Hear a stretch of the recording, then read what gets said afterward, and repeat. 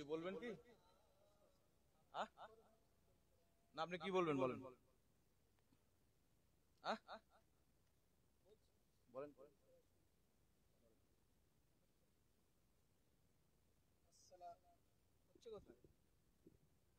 আসসালামু আলাইকুম ওয়া রাহমাতুল্লাহি ওয়া বারাকাতুহু।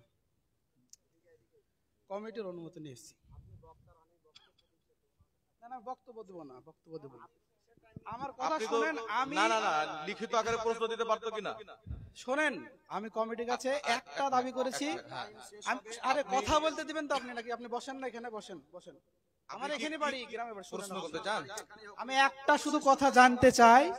শোনেন আমি বলি, আপনারাও শোনেন, গ্রামবাসী আমার। আমি এই গ্রামের ইমাম, আপনারা জানেন। না এমনি তো লিখে দিতে পারতো, বক্তব্য চলাকালীন এটা কিন্তু চলবে না। শোনেন আমার কথা। আমি আগে বলেছি প্রশ্ন থাকলে লিখে দিবেন। প্রশ্ন এটা যে উনি প্রথমে বলেছেন যে বেরেলি আকীদা বাদ দিয়ে যতগুলো আকীদা আছে, দেওবন্দি হোক, জামাতি হোক, আহলে সুন্নাত ওয়াল জামাত বলেন, না তবলিগি জামাত হোক, মানে যতগুলো আছে সবাইকে উনি কাফের বলেছেন।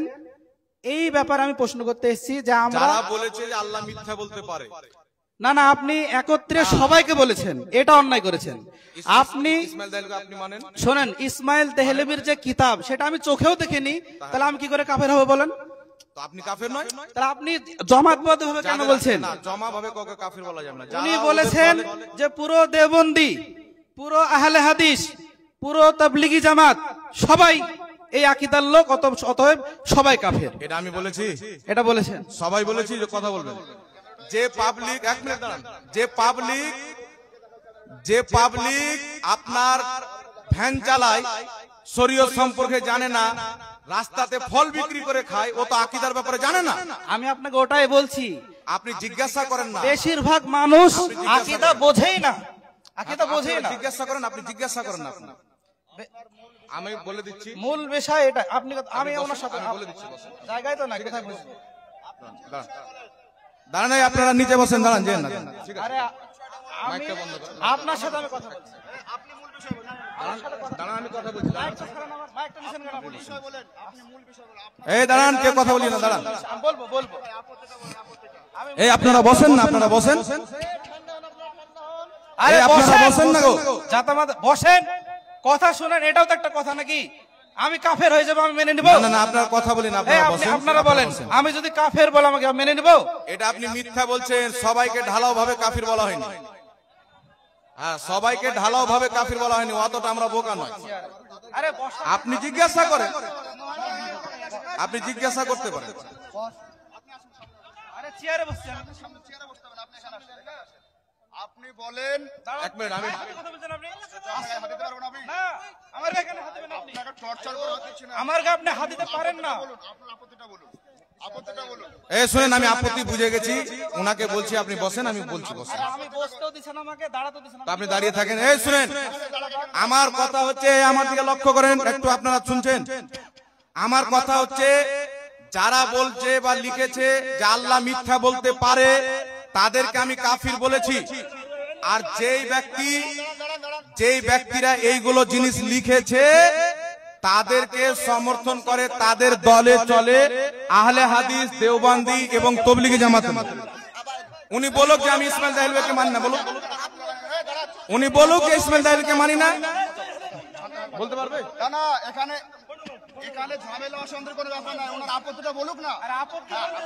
না কথাটি হতে দেন, আপনারা দাঁড়ান, আপনারা ধৈর্য ধরেন, আপনারা ধৈর্য ধরেন। প্রশ্ন আমি করতে পারি না, বুঝেই না। এইভাবে প্রশ্ন হয়, এইভাবে প্রশ্ন হয়। বসেন বসেন।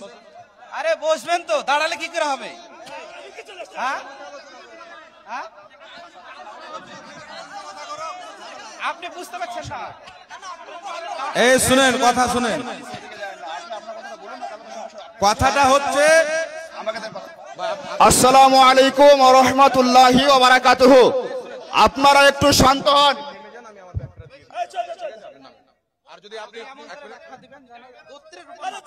গোত্র নয়, গোত্র নয়, ঠিক আছে, বাস আপনারা বসেন, আপনারা বসেন না।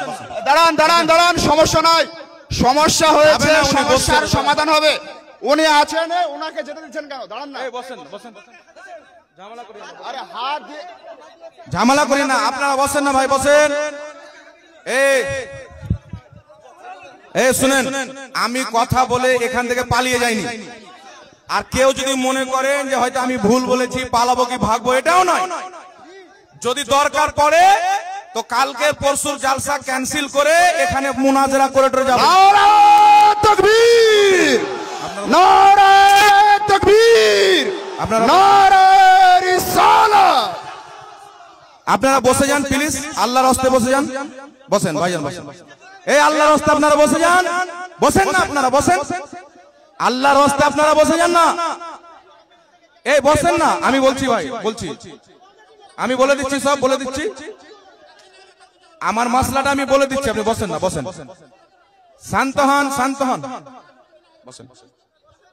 কালকে বসবেন, কালকে বসাবে না, কথা আজকে ফাইনাল হবে। অন ক্যামেরা কথা আজকে ফাইনাল হবে। রশিদ আহমদ গাঙ্গুহি কাফের, ইসমাইল দেওলভি দাঁড়ান, কাফের, আপনি বসেন, সামনা নতুবি কাফের। আপনি বসেন, বসেন, বসেন, দাঁড়ান। আপনারা একটু দয়া করে বসবেন, এই আপনারা বসবেন।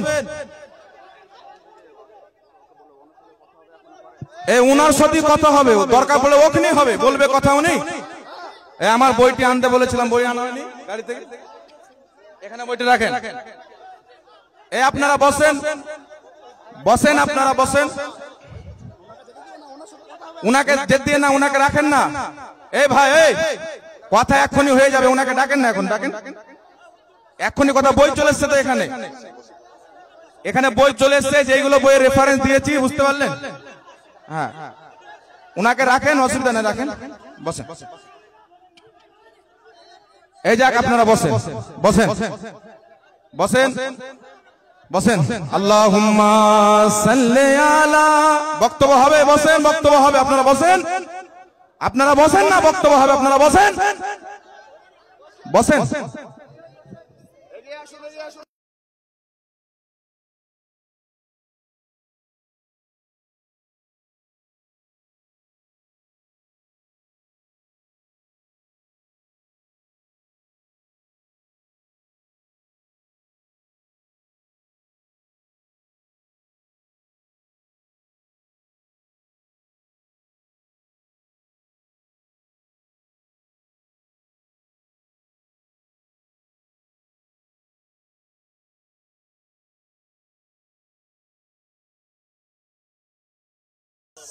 শান্ত সুষ্ঠুভাবে আপনারা বসেন। উনি যদি কথা বলতে চায় তো এক্ষুনি কথা বলে নেব, বই কিন্তু এখানে হাজির আছে। আমি যেই বইয়ের রেফারেন্স দিয়েছি,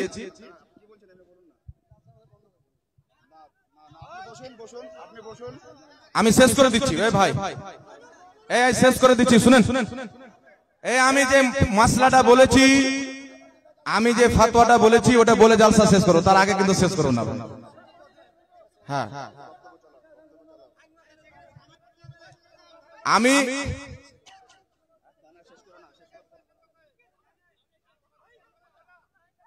আমি লাস্ট কথা, এ ভাই আমি শেষ করছি, দাঁড়ান, বলুন, আমি শেষ করতেছি, বসেন। বেশি বলার দরকার নাই, মেইন পয়েন্ট যেটা ওটা বুঝালেন, শেষ। বিষয় হচ্ছে ইসমাইল দেহলভি, জিনাকে দেওবন্দি মতের লোক, তবলিগি জামাতের লোক, আহলে হাদিস সবাই নিজের ইমাম মানে, বুজুর্গ মানে। ইনি লিখেছেন আল্লাহ মিথ্যা বলতে পারে।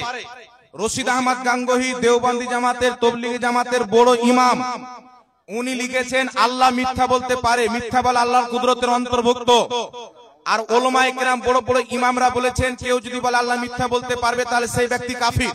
তবে আমি এটা বলি না যে প্রত্যেক দেওবন্দি কাফির, প্রত্যেক তবলিগি জামাতের লোক কাফির, আহলে হাদিস যত আছে ঢালাও ভাবে সব কাফির, এই কথা আমি ইউজ করিনি, রেকর্ডিং আছে। এইগুলো আকীদাকে যারা জেনে বুঝে সমর্থন করে তাদের দলে থাকবে, তারাও কাফির হবে। চোরের চুরি করাকে জানার পর কেউ যদি ওটাকে সাপোর্ট করে তাহলে সেও চোরের অন্তর্ভুক্ত, তারও গুনাহ হবে। তো কুফুরিকে জেনে বুঝে কেউ যদি সেই কুফুরিকে সমর্থন করে তাহলে সেই ব্যক্তিও কিন্তু কাফিরের অন্তর্ভুক্ত হবে। এটাই ছিল আমার মসলা, কথা বুঝতে পেরেছেন? এই জন্য এই বিষয়ে কেউ যদি বসতে চায়, রশিদ আহমদ গাঙ্গোহী, কাসিম নানোতাবি, খলিল আহমদ আম্বেঠি, আশরাফ আলী থানভী, দেওবন্দি মতের 4 জন আকাবির নিজের কিতাবে কুফরি আকীদা রাখার কারণে কাফির। এদের কুফরি আকীদাকে জেনে বুঝে যারা এদেরকে মুসলমান মনে করবে, এদের কাফির হওয়াতে সন্দেহ করবে, ইসলামিক দৃষ্টিতে তারাও কিন্তু কাফির হবে। কথা বুঝতে পেরেছেন? আমার কথাটা আপনারা বুঝতে পেরেছেন? কথাটা আপনারা বুঝতে পেরেছেন কি পারেননি ভাবে জোরে বলে? তো এই 4 জন এই কথাটা যদি এই বিষয়ে বাহাস করতে চায় এখনই আসুন, এখনই কথা বলে নেব। কোন সমস্যা আছে কি? হ্যাঁ, আর শর্ত সপক্ষ হবে, উনাকে যেতে দিয়েন না। উনি যখন এসছে তো আমরা তো এটা চাচ্ছি যে লোক এদের তলাটা জানুক, এরা যে আল্লাহ আল্লাহ রসুলের গুস্তাখ এটা জানুক, এটা তো আমরাও চাই। লোক যখন তাদের আকীদা জানতে পারবে অটোমেটিক লোক বুঝে নিবে যে সহি দলের লোককে আর বেঈমান দলের লোককে। কথা বুঝতে পেরেছে?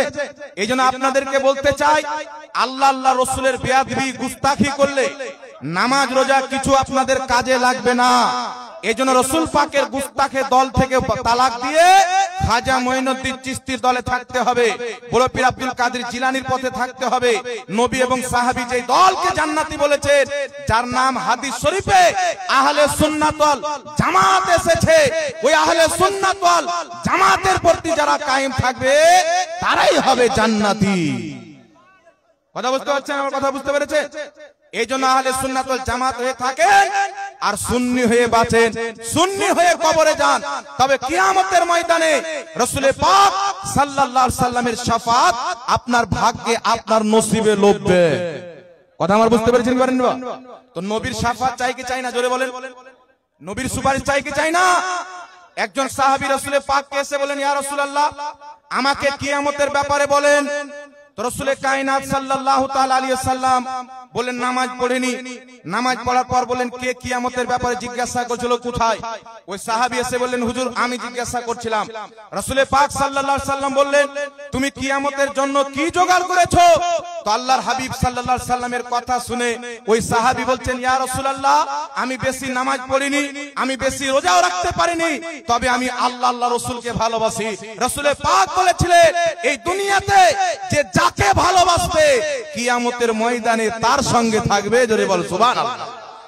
তাই নবীকে ভালোবাসতে হবে, সাহাবাকে ভালোবাসতে হবে, আহলে বাইতকে ভালোবাসতে হবে, ওলিয়া উলিয়াদেরকেও ভালোবাসতে হবে, যাতে কিয়ামতের ময়দানে আমরা বড় পীর আব্দুল কাদের জিলানীর কাতারে থাকি, খাজা মঈনুদ্দিন চিশতির কাতারে থাকি, সাহাবায়ে কেরামের কাতারে থাকি।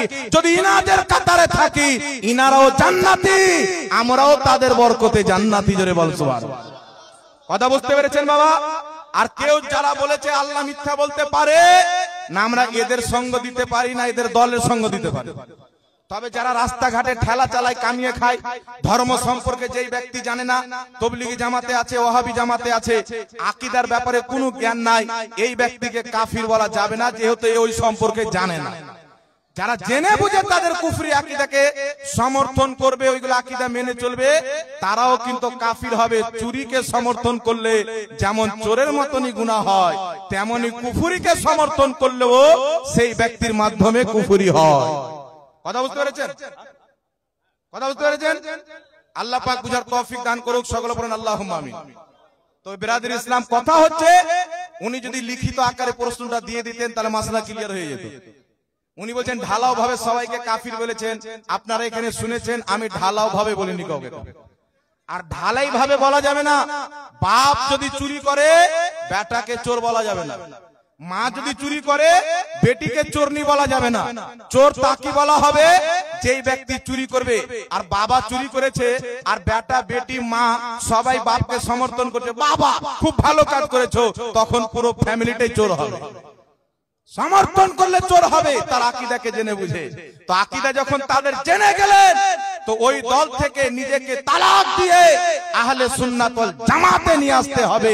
এই জামাতের লোক বিশ্বাস করে না যে আল্লাহ মিথ্যা বলতে পারে। আমাদের জামাতের আকীদা হচ্ছে আমার আল্লাহর চাইতে বড় সত্যবাদী পৃথিবীতে কেউ নয়। এই জামাতের আকীদা হচ্ছে আল্লাহর জানাতে নবী গায়েব জানে, অসংখ্য গায়েবের ইলম নবীকে আল্লাহ পাক জানিয়েছেন।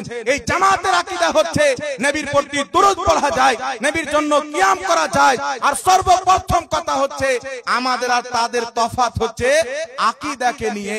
আকীদা যদি গন্ডগোল হয়ে যায়, নামাজ বেকার, রোজা বেকার, হজ বেকার, যাকাত বেকার। আর আকীদা যদি ঠিক থাকে, আমল যদি অল্প হয়, আর যদি গুনাহ হয়ে যায় খোদা না খাস্তা, শয়তানের চক্রান্তে পড়ে কিয়ামতের ময়দানে রাসূল পাকের সুপারিশ পেয়ে জান্নাতে যাবে, নবী মুস্তাফার সুপারিশ পেয়ে জান্নাতে যাবে। এইজন্য আহলে সুন্নাত ওয়াল জামাতের প্রতি কায়েম থাকতে হবে, তবে আপনি দুনিয়াতেও নাজাত পাবেন, আখিরাতেও নাজাত পাবেন। আর নবী পাকের গুস্তাখের ব্যাপারে একটাই আকীদা রাখতে হবে, খোদা তাবারক ওয়া তাআলা ইবলিস যখন আদমকে সিজদা করলো না, আল্লাহ তাকে দরবার থেকে তাড়িয়ে দিলেন, শয়তান বানিয়ে দিলেন, কাফির বলে ঘোষণা করলেন। কারণ নামাজ তো ছিল, আদমের আদব অন্তরে ছিল না। নামাজ যদি থাকে, মুহাম্মদ রাসূলুল্লাহর আদব যদি না থাকে, ওই নামাজের কোনো মূল্য নাই। মুস্তাফার আদব অন্তরে রেখে নামাজ পড়েন, খোদা আপনাকে জান্নাতুল ফিরদাউস দান করবে। কথা বুঝতে পারছেন বাবা? এইজন্য আমাদের আকীদা হচ্ছে ঠিক, তাই নামাজ পড়তে হবে কি হবে না, রোজা রাখতে হবে কি হবে না, হজ ফরজ হলে হজ করতে হবে, যাকাত দিতে হলে যাকাত দিতে হবে। আর প্রথম যাদের কুফরি আকীদা, তাদের দল থেকে নিজেকে বাঁচিয়ে রাখতে হবে। এরা বাহানা করবে যে 40 আছে হারাম, তুমি করিও না, কে তোমাকে করতে বলছে? আকীদাতে এসো না, যে আকীদা নিয়ে প্রমাণ করো না যে মুসলমান ছিল কি ছিল না তোমাদের আকীদা। কথা বুঝতে পারছেন বাবা? এই জন্য নবীর পরে কোন নতুন নবী জন্ম নেওয়া অসম্ভব, আল্লাহর পক্ষে মিথ্যা বলা অসম্ভব। নবী পাকের মতন জ্ঞান কোন পৃথিবীর কোন ব্যক্তিকে আল্লাহ দান করেনি। আর নবী পাক সাল্লাল্লাহু আলাইহি ওয়াসাল্লাম মরে মাটির সাথে মিশে যায়নি, যেটা ইসমাইল দেহলভী তাকওয়াতুল ঈমানে লিখেছে। আমাদের নবী মুস্তাফা সহ শরীরে নিজের রওজা মুবারকে জিন্দা আছে। রাসূল পাক বলছেন, মুসনাদে বাসসারের মধ্যে হাদিস সহিহ সনদে, আল্লাহর হাবিব বলছেন, আল আম্বিয়া ওয়া আহইয়াউন ফি কুবুরিহিম ইউসাল্লুন। আল্লাহর প্রত্যেক নবী জিন্দা, নিজের কবরে নামাজ আদায় করেন। রাসূল পাক বলছেন, সহিহ মুসলিমের হাদিস, মারারতু আলা মুসা ওয়া হুয়া ইউসাল্লি ফি কবরিহি। আমি মুসা নবীর কবরের পাশে দিয়ে গেলাম, দেখলাম মুসা নবী কবরে নামাজ পড়ছেন, কায়েমুন ইউসাল্লি, দাঁড়িয়ে দাঁড়িয়ে নামাজ পড়ছেন। এই পৃথিবীর মুসলমান মুর্দা দাঁড়াতে পারে না, মুর্দা গোসল করতে পারে না। আল্লাহর নবীগণ মওতের স্বাদ চাখার পর নিজের কবরে তাদের দেহের মধ্যে আত্মা ফিরিয়ে দেওয়া হয়েছে, তারা নিজের কবরের মধ্যে নামাজ পড়ে, আর শুয়ে শুয়ে নয়। সহিহ মুসলিমের হাদিস দ্বারা প্রমাণ, দাঁড়িয়ে দাঁড়িয়ে পড়ে। তাই আলা হযরত বলছেন, তু জিন্দা হে ওয়াল্লাহ, তু জিন্দা হে ওয়াল্লাহ, মেরে চশমে আলম সে চুপ জানে वाले। আর ইসমাইল দেহলভী তাকওয়াতুল ঈমানে লিখছে কি, নবী মরে মাটির সাথে মিশে গেছে। এটা কোন মুসলমানের আকীদা হতে পারে? এদের দলে যাওয়া যাবে? এদের নামের পরে রহমাতুল্লাহ আলাইহি বলা যাবে? এদেরকে মাওলানা মনে করে যাবে? এরা হচ্ছে মুসলিম সমাজের কলঙ্ক। এরা ইসলামের মধ্যে ফিরকা তৈরি করেছে। এই জন্য পৃথিবীর মুসলমান আকীদা ওটাই সঠিক যেটা আহলে সুন্নাতুল জামাতের আকীদা, আহলে সুন্নাতুল জামাতের আকীদা। আর বর্তমানে একটা মতবাদ বেরিয়েছে, শুনেন, যেই মতবাদের নাম হচ্ছে আহলে হাদিস। নামটা শুনেছেন? এদের আবার আকীদা হচ্ছে যে আল্লাহর আকার আকীদা। কথা বুঝতে পারছেন? কিন্তু আহলে সুন্নাতের জামাতের আকীদা কি? আল্লাহ পাক হচ্ছে নিরাকার। কি বললাম? আল্লাহ পাক নিরাকার। এর দলিল অসংখ্য রয়েছে। যাই হোক, পৃথিবীর মুসলমান অনেক আলোচনা করা হলো। আল্লাহ পাক সকলকে বুঝার তৌফিক দান করুক। আহলে সুন্নাতুল জামাতের প্রতি কায়েম ও দাইম থাকেন, এই দলই মত গ্রহণ করেন, ঈমান নিয়ে কবরে যাবেন, বাকি দলকে তালাক দিতে হবে। আল্লাহ বুঝার তৌফিক দান করুক। ওয়া আখিরুদ দাওয়ানা, একবার সকলে দাঁড়িয়ে সালাত ও সালাম পড়েন, ইয়া নবী।